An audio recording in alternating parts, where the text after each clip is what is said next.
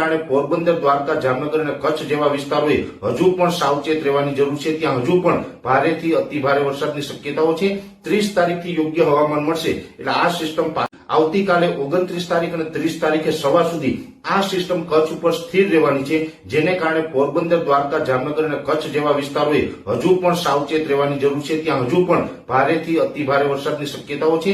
30 તારીખથી યોગ્ય હવામાન મળશે એટલે આ સિસ્ટમ પાકિસ્તાન ઉપર થઈ અને અરબ સાગર તરફ આગળ વધી જશે અને એ પછી 30 તારીખથી રાજ્યભરને આ સિસ્ટમમાંથી મુક્તિ મળશે અને વરસાદો છે એ પછી થંભી જશે અને ફરીથી આપણે ખુલ્લો માહોલ જોવા મળે તેવી શક્યતાઓ છે। એટલે ખાસ કરીને આ સિસ્ટમ છે એ કચ્છ ઉપર સ્થિર થવાની છે એટલે આપણે હજુ પણ 48 કલાક રાજ્યને આનો વરસાદ છે એ મળી શકે છે। જોકે આ સિસ્ટમ છે હવે ધીમે ધીમે નબળી પડી રહી છે।